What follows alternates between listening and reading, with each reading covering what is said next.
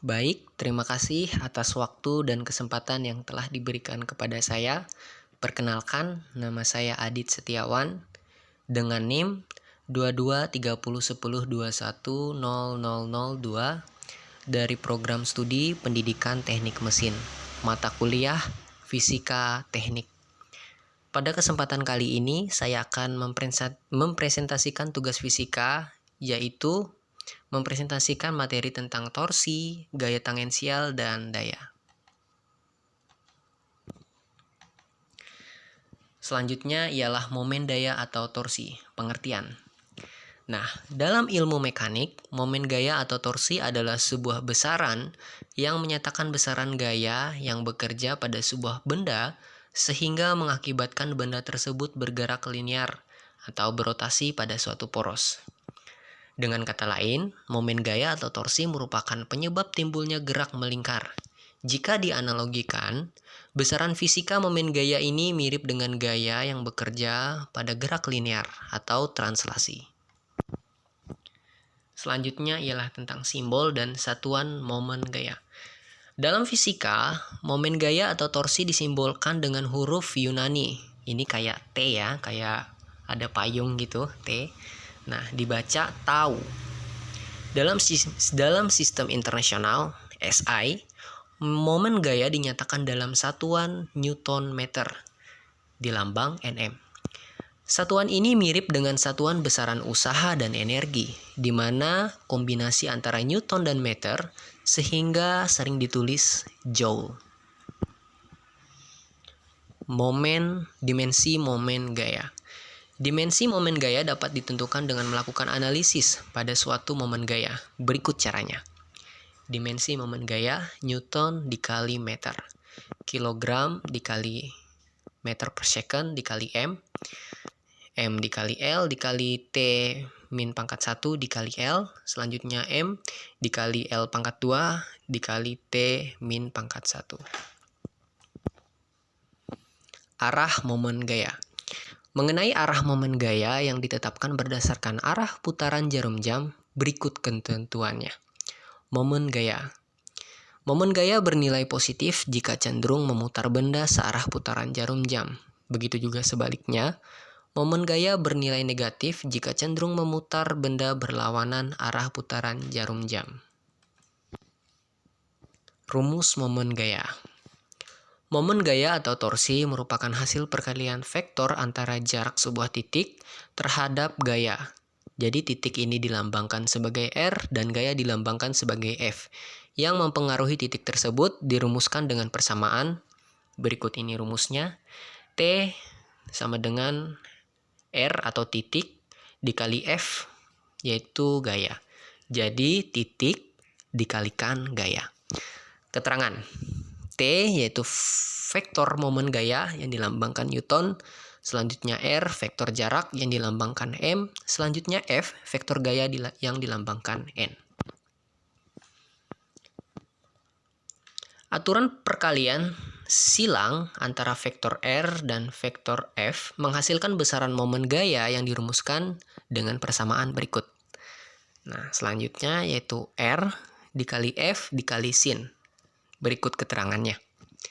Momen gaya T atau tau momen gaya dilambangkan dengan Nm.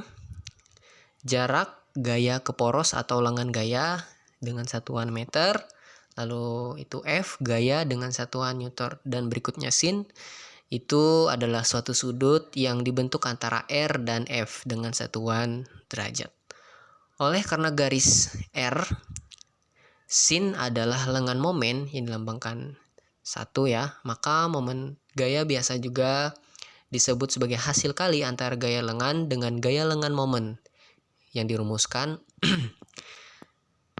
tau sama dengan F dikali I. Keterangan, I itu ialah lengan momen dengan satuan meter. Jika garis kerja gaya F tegak lurus atau membentuk sudut 90 derajat terhadap R, maka momen rumus gaya dapat disingkat menjadi berikut. R dikali F karena sin-nya yaitu 90 derajat sama dengan 1. Apabila terdapat lebih dari satu gaya yang bekerja pada benda, maka momen gaya total benda adalah resultan.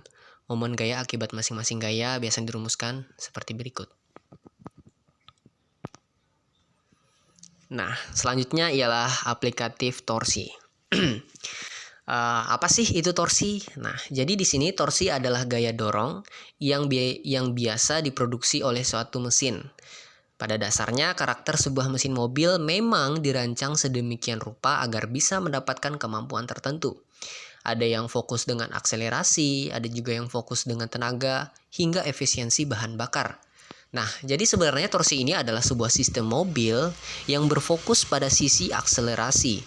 Berbeda dengan yang fokus pada tenaga ya.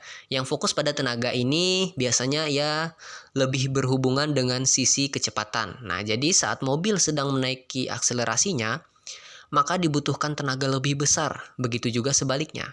Nah, jadi tenaga di dalam mobil bisa dihasilkan dari torsi yang dilakukan putaran mesin. Ketika putaran mesin semakin cepat, maka tenaga mobil pasti semakin meningkat secara otomatis. Namun, ketika mesin mobil tidak berfungsi baik, tentu saja akan menghambat torsi untuk melaju. Hubungan antara torsi dan tenaga. Tentunya torsi dan tenaga ini tidak dapat dipisahkan ya, karena semakin besar tenaga yang dimiliki oleh sebuah mobil, maka waktu akselerasi untuk mencapai titik maksimum menjadi lebih singkat. Jadi untuk mencapai kecepatan yang tinggi itu waktunya semakin singkat ya, seperti itu. Nah, walaupun sebenarnya nilai torsi bisa diubah oleh gearbox karena didasari juga oleh hitungan gigi rasio, berbeda dengan tenaga yang benar-benar 100% diambil dari kinerja mesin.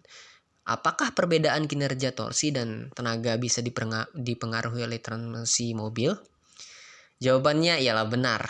Kalau Anda menggunakan mobil dengan transmisi otomatis seperti CVT, maka pengaturan gigi rasio bisa terjadi secara konstan. Nah, jadi kemampuan mobil tersebut untuk berakselerasi jauh lebih cepat ketimbang mobil yang manual. Jadi, tenaga mesin dikombinasikan dengan perbandingan gigi rasio yang lebih galak. Akhirnya, akselerasi mobil untuk mencapai titik lebih tinggi sudah pasti sangat cepat. Selanjutnya masuk kepada materi gaya tangensial. Oke, sebelum melangkah lebih jauh, kita harus tahu dulu nih, apa sih gaya tangensial itu dan berikut pengertiannya. Gaya tangensial atau biasa dilambangkan dengan FT adalah gaya dalam yang bekerja tegak, lurus, sumbu atau sejajar penumpang potong. Tegangan yang diakibatkan dengan adanya gaya normal yang terjadi pada penampang potong diakibatkan dengan adanya gaya tangensial yang terjadi pada penampang potong. Nah, jadi gaya tangensial adalah gaya yang dipengaruhi oleh gaya sentrifugal dari titik pusat ke titik luar atau gaya sentripetal, gaya dari luar ke titik pusat. Nah, jadi gaya tangensial adalah gaya yang tegak lurus dengan gaya sentrifugal atau gaya sentripetal. Dan berikut gambarnya. Selanjutnya, rumus daya tangensial. Gerak yang melingkar adalah gerak benda pada lintasan melingkar. Pada kasus ini, gaya sentripetal menyebabkan lintasan berbentuk lingkaran. Konsep dasar gaya tangensial adalah teori dari Newton. Nah, jadi gaya tangensial ini teorinya dari materi Newton dan berikut rumusnya. AS itu percepatan sentrimetal dengan satuan meter per sekon kuadrat. Selanjutnya percepatan tangensial AR itu sama aja, AT ya. Selanjutnya A percepatan total M per second kuadrat dan AR di V per T sama dengan R dt. Selanjutnya A keluarnya R dan AS V2 selanjutnya per R dan begitu seterusnya. Selanjutnya persamaan percepatan pada gerak melingkar selalu berhubungan dengan jari-jari. Nah, dengan demikian gerak translasi saat dipresentasikan dari besaran-besaran cukup dikalikan dengan jari-jari lintasannya saja. Tapi tidak semua besaran bisa dikalikan dengan jari-jari ya, dan menghasilkan besaran linear. Nah, berikut besar gaya sentripetal benda ditulis dalam bentuk Fs sama dengan M dikali AS. Fs sama dengan M dikali V pangkat 2 per R. Keterangan Fs itu gaya sentripetal dengan satuan Newton.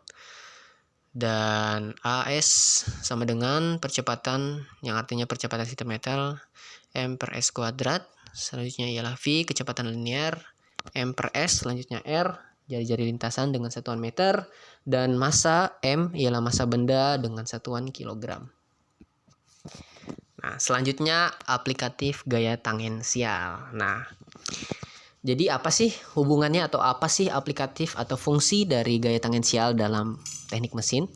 Nah, hal peristiwa roda berputar merupakan fenomena gerak melingkar yang terdapat hal fisis berupa kecepatan angular dan linear. Kecepatan linear atau percepatan tangensial pada gerak melingkar didefinisikan sebagai perubahan kecepatan tangensial atau linear dalam selang waktu tertentu, di mana arah percepatan tangensial selalu menyinggung lintasan gerak benda yang berbentuk lingkaran. Nah, jadi hal ini diaplikatifkan dalam teknik mesin untuk mengetahui hal-hal untuk proses percobaan atau percobaan suatu karya. Nah, jadi biasanya dalam teknik mesin itu banyak sekali percobaan-percobaan ya untuk mengetahui kecepatannya, untuk mengetahui akselerasinya bagaimana. Nah, jadi barang-barang yang dibuat seperti itu biasanya ialah sebuah roda yang memiliki misalnya jarinya sekian akan menghasilkan berapa kecepatan nih. Ya, jadi jari-jarinya sekian, besarannya dan diameternya berapa. Nah, dan itu pasti berbeda gayanya. Nah, jadi tentunya menggunakan teori ini untuk mengetahui hal-hal tersebut. Nah, jadi hal ini tentu sangat dibutuhkan dalam teknik mesin. Selanjutnya materi tentang daya. Nah, jadi di sini pengertiannya yang secara umum, pengertian daya adalah energi yang dikeluarkan untuk melakukan usaha dalam sistem tenaga listrik. Nah, jadi pengertiannya di sini daya itu ialah tentang listrik.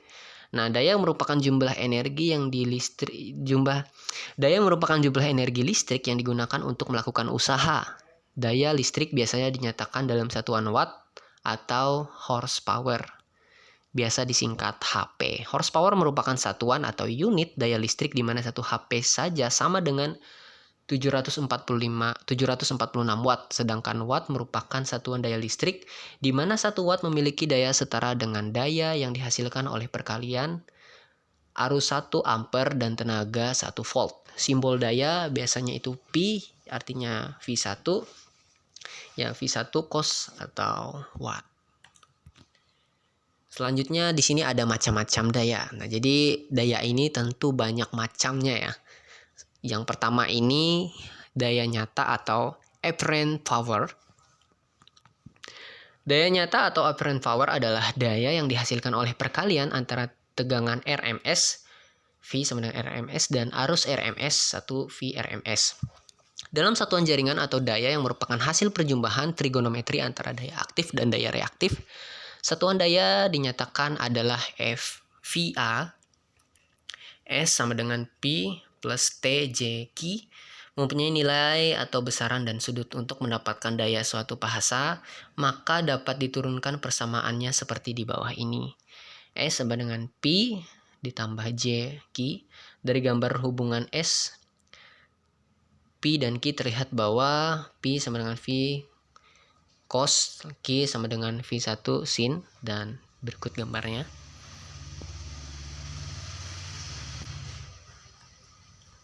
Selanjutnya di sini ada daya aktif atau active power. Nah, daya active power adalah daya yang terpakai untuk melakukan usaha atau energi sebenarnya. Nah, satuan daya aktif adalah watt.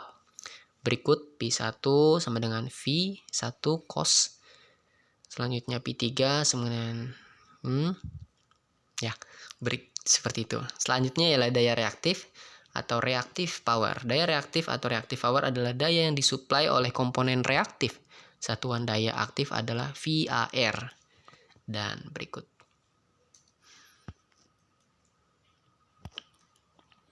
Selanjutnya tentang aktif daya. Nah, tentu ini tidak asing lagi ya bagi kita, dan ya, listrik ini sangat dibutuhkan sekali dalam kehidupan kita sehari-hari. Sudah tidak bisa terpisahkan, dan tentunya pun aplikatif daya ini sangat dibutuhkan dalam dunia kerja pendidikan teknik mesin. Nah, di sini ada sabuk dan kabel. Sabuk dan kabel adalah elemen transmisi tenaga yang sangat umum karena sifat elastisnya memungkinkan mereka untuk melewati objek bulat atau pulleys yang biasanya dengan tingkat efisiensi yang tinggi. Istilah transmisi daya secara harfiah berarti output daya dari perangkat sama dengan perkalian efisiensi dan input daya ke perangkat. Oleh karena itu, menganalisis setiap sistem transmisi daya benar-benar sederhana, melacak produk kecepatan dan torsi atau kekuatan dan efisiensi. Selanjutnya di sini juga ada kopling. Nah, di mana kopling ini diperlukan antara lain antara aktuator yang bergerak berputar dan bergerak lurus dan komponen yang digerakkannya, karena aktuator dimaksud untuk bergerak dalam satu derajat kebebasan, linear atau putaran. Tetapi mereka tidak pernah bisa selaras sempurna sebagai komponen bergerak kopling, tidak akan selalu selaras dengan aktuator. Tidak terasa sudah sampai di penghujung. Sekian presentasi saya ucapkan terima kasih.